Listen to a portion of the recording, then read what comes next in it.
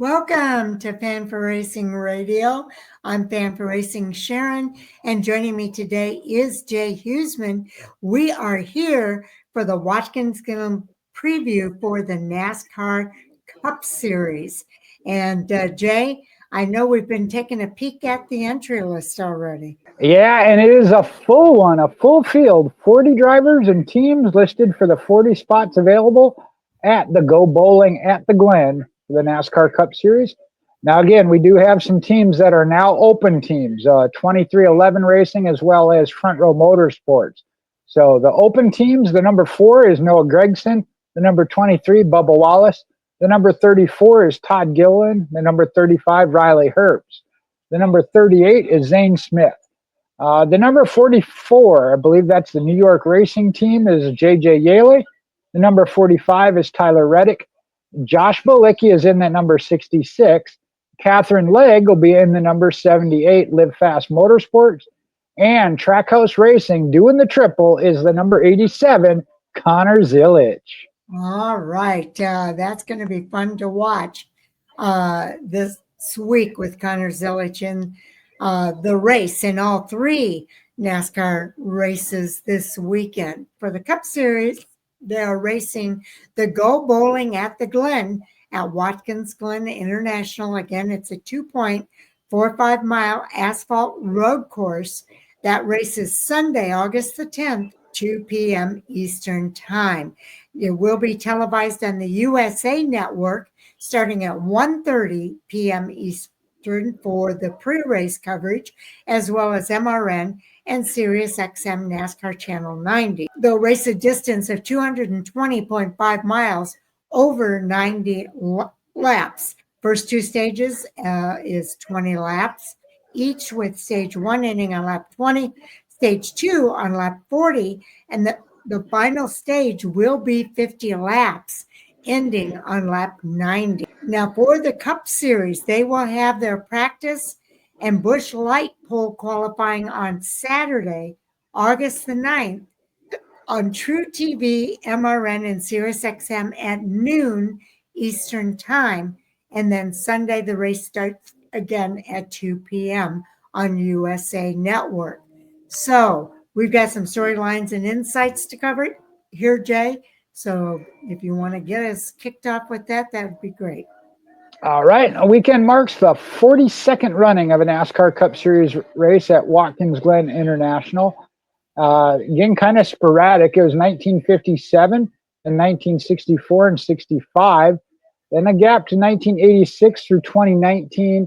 We missed 2020 due to COVID, but then 2021 through 2025.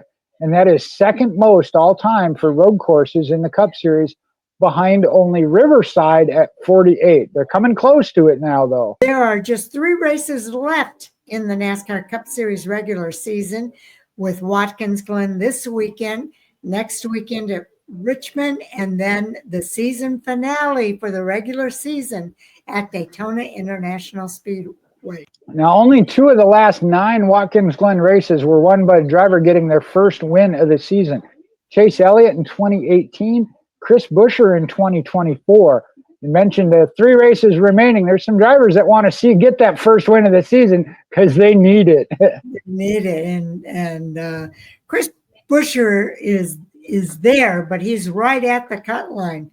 Chris Buescher started 24th last year, the deepest a winner started in 41 races at Watkins Glen. And he is the defending winner. He is. Now, 2 of the last 3 Watkins Glen races, those saw the final lead change come in the last 5 laps. And that includes the last lap pass in 2024. Your winner, Chris Buescher, getting by Shane Van Gisbergen.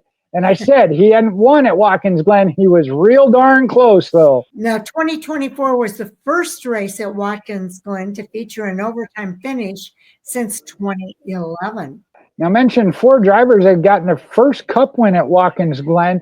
Most recently was Chase Elliott. It wasn't just the first of the season, but his first career win, and that was in 2018. Chris Buescher is the only driver to finish top 10 in all 3 Watkins Glen races in the next gen car.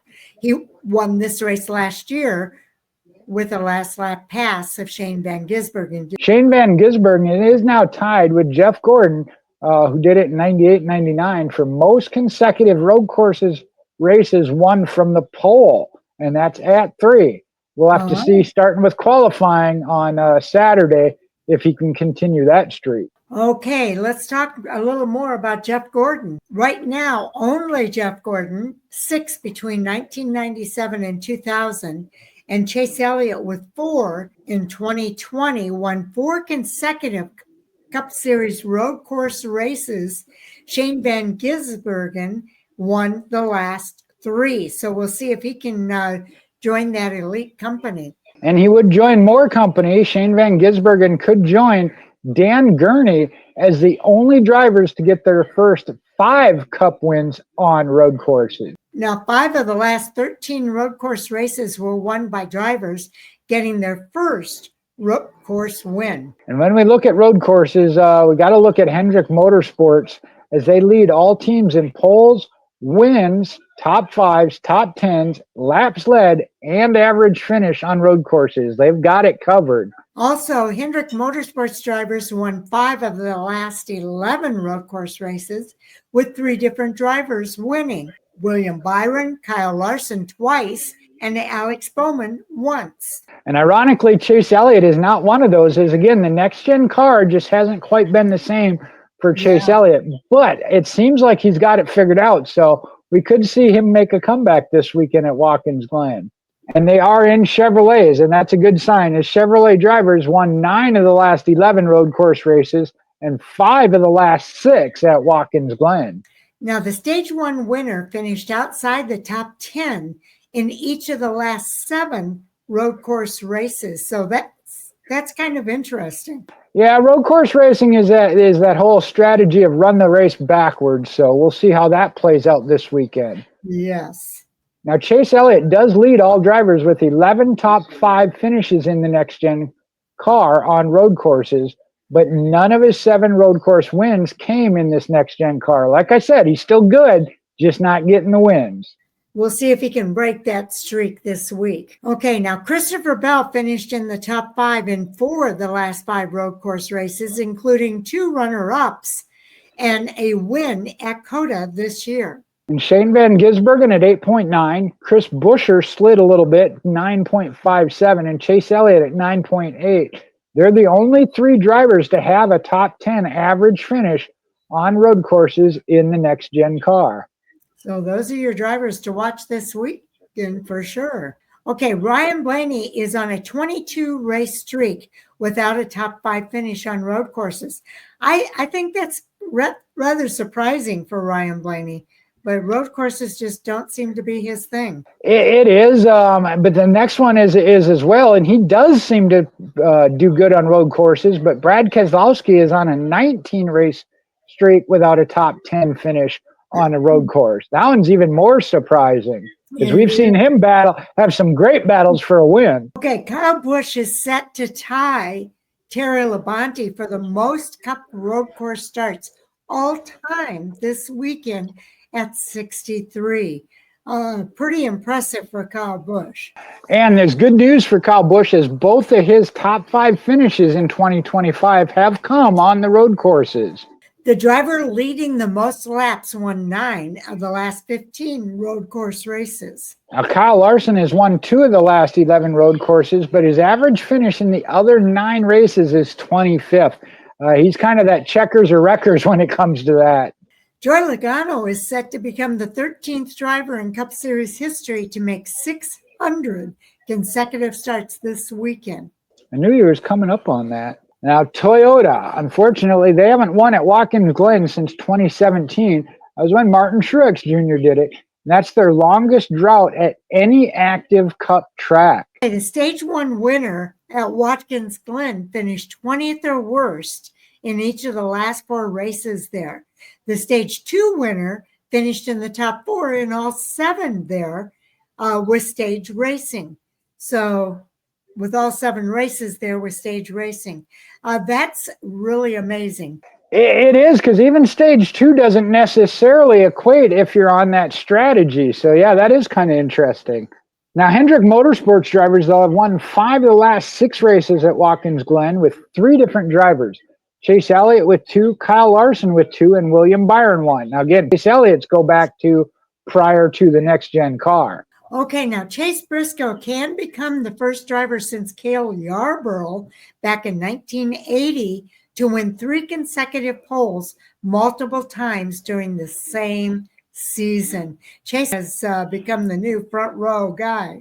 He has indeed. Now, Briscoe has also finished runner-up 3 times in 2025, all in the last 4 races. He only had 1 runner-up finish in his career entering the season. Ryan Preece finished in the top 5 in the last 2 races, his longest top 5 streak in Cup Series. He needs a win, though, because right now he's below that cut line. He does indeed. We'll talk about that when we look at the point standings and where they're at. Bubba Wallace, though, no longer has to worry about that, as he's finished top 10 in the last 3 races. His longest top 10 streak in Cup is 4 races, going back to 2022. Getting hot at the right time. Okay, only Kyle Larson with 14 has more top 10 finishes in 2025 than Alex Bowman at 13. Christopher Bell also has 13 top 10s this season. So 3 drivers with some impressive top 10s. Can't say those are the 3 I would have picked either. Now, Iowa has a Cup record 8th race of the year that Hendrick Motorsports left ranked 1, 2, and 3 in point. So they've been pretty much seated well at the top of the standings so far this year. Yeah, this definitely has been a Hendrick Motorsports year, because a Hendrick Motorsports driver led the regular season point standings following each of the last 21 races. Ryan Blaney led the points following the first 2 races of this year. And Hendrick Motorsports is the only team with at least 1 car finishing in the top 10, and that's been in all 23 races here in 2025. Impressive. More Hendrick Motorsports notes here. They've had at least 1 car finish top 10 in the last 31 races.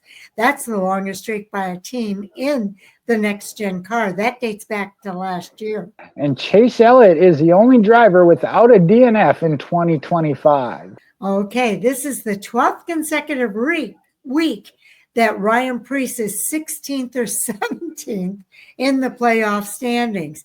He wants to break that one for sure. 7 of the 17 road course regular season races in the next-gen car were won by a driver ranked 16th or worse in the playoff standings. That bodes well for Ryan Preece. That does, actually. How about that? Now, with 3 races remaining in the regular season after Iowa, we have 8 drivers that have clinched a spot in the 16-driver postseason field.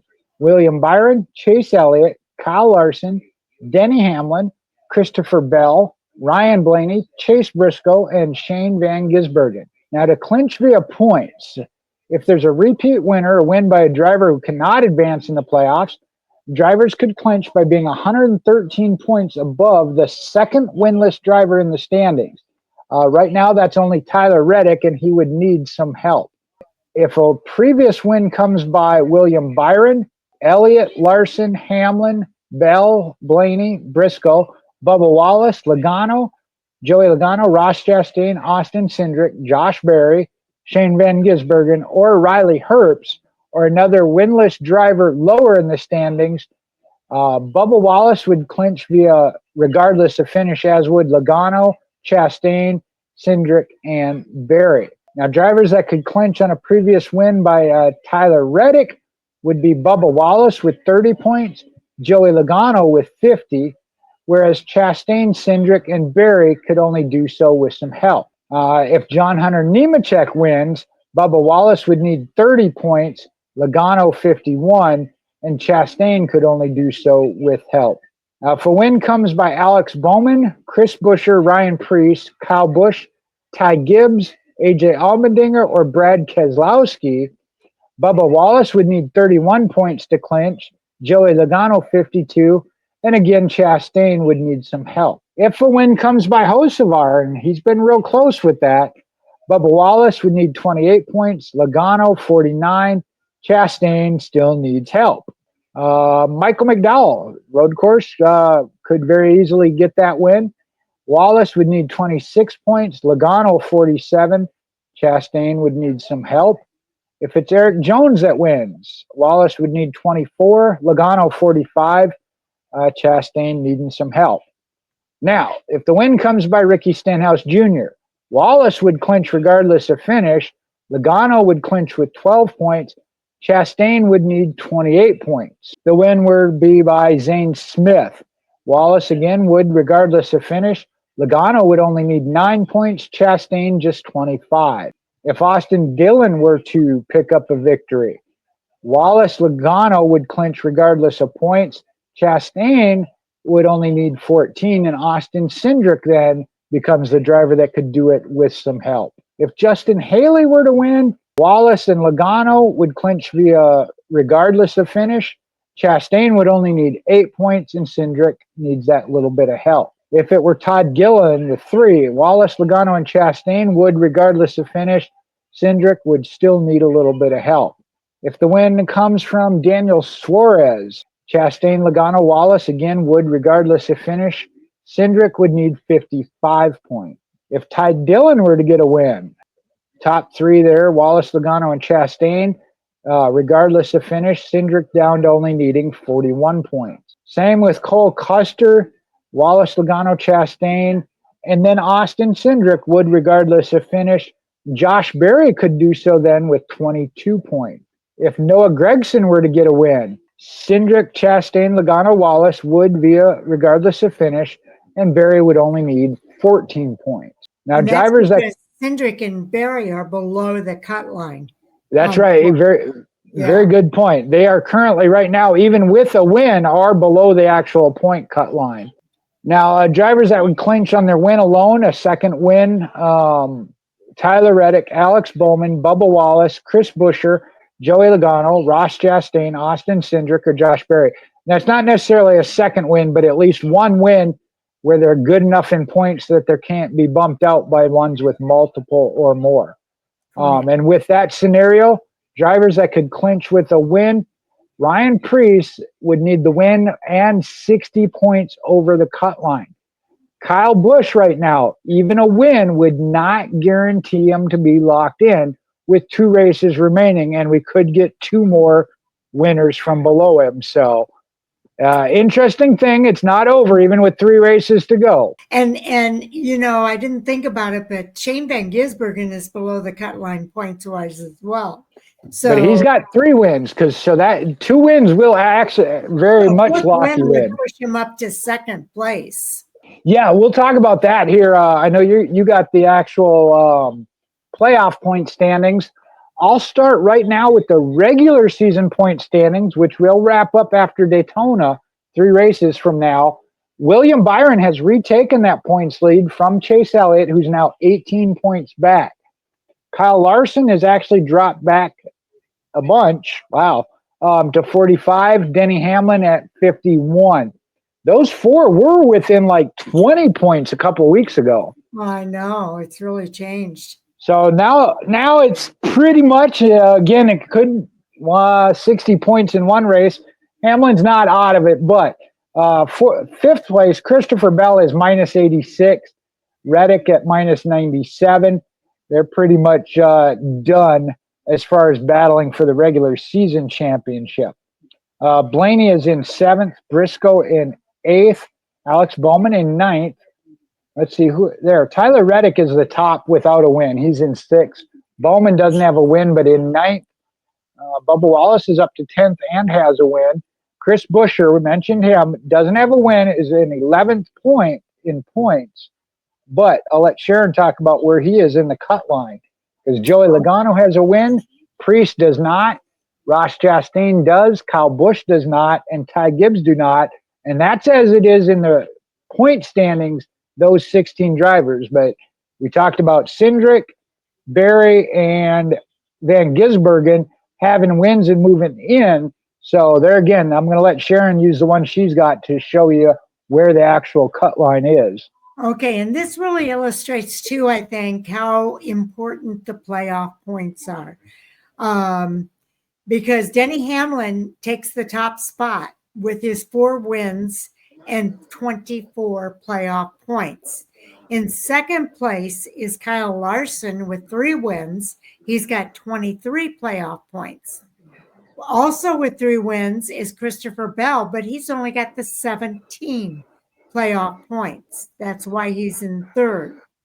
In fourth place with 3 wins, also 17 playoff points. So they're kind of tied there, but Shane Van Gisbergen is further back in the points than Christopher Bell. So that gives him 4th place, and Christopher Bell gets the advantage there. In 5th place is your series points leader right now, William Byron, and that's because he only has the 2 wins. And he's the regular season points leader. And he also is at 17 playoff points. Chase Elliott is the first driver with 1 win in 6th place. He's got the 6 playoff points. Ryan Blaney has 1 win with 9 playoff points. Now, the reason he is in 7th instead of Chase Elliott is because Chase Elliott is higher in the point standings. So that gives him the advantage. Chase Briscoe also 1 win, but he only has the 6 playoff points. Bubba Wallace in 9th place, 1 win with 7 playoff points. Same thing. Chase Briscoe gets the advantage because he's higher in the point standings. Joey Logano is in 10th place. He has the 1 win and 7 playoff points. Ross Chastain, 1 win and 6 playoff points. He's further back because of where he is in the point standings. Austin Cindric is actually below the cut line, but he has the 1 win, as does Josh Berry with 1 win, both below the cut line. But because they only have 1 win, they are 12th and 13th in the point standings. Austin Cindric has 8 playoff points. Josh Berry has 6. So that gives him the advantage there. Tyler Reddick, no wins, but he's 122 points ahead of the cut line. Alex Bowman is in 15th place, 63 points to the good. And Chris Buescher is in 16th. He's at the cut line. He is just 23 points to the good. He needs that win again this season. Or he won last year. Can he do it again and secure his spot? Ryan Preece is the driver in 17th. He's 23 points below the cut line. Then it's Kyle Busch, negative 73 points to the cut line. Ty Gibbs is down 87 points to the cut line. And AJ Allmendinger, 118 points back. Those drivers really need to get a win to secure their spot into the playoffs. But that would mean somebody else is going to drop out. And if Chris Buescher doesn't win, he would be the next driver to fall below the cut line if one of those other drivers below the cut line come up with a win this week. Yeah, that's what I said of earlier. I was rooting for Brad Keselowski, and I'm sure he was at the time thinking win and get himself in, but it would have knocked one of his teammates as well as cars he owns, either Ryan Preece or Chris Buescher, out. As it turns out, Preece is still on the outside looking in from that aspect. But you mentioned it, Tyler Reddick, with 3 races remaining, it's possible we could get 3 brand new winners from below the cut line. The odds of it, probably not so good. But Tyler Reddick is sitting pretty good at 122 to the good, because that's 2 full races. So that means even if only 1 new driver comes in, he's still got that 2 full race advantage. We'll have to see. He may lock himself in after Watkins Glen, and he's a pretty solid road racer. So I think we should see Tyler Reddick maybe lock in this weekend after Watkins Glen. The other 2 drivers, unless they get that win, and they're You talk about the two that are on the outside of Ryan Preece is good at minus 23, 3 races. That could be done via points.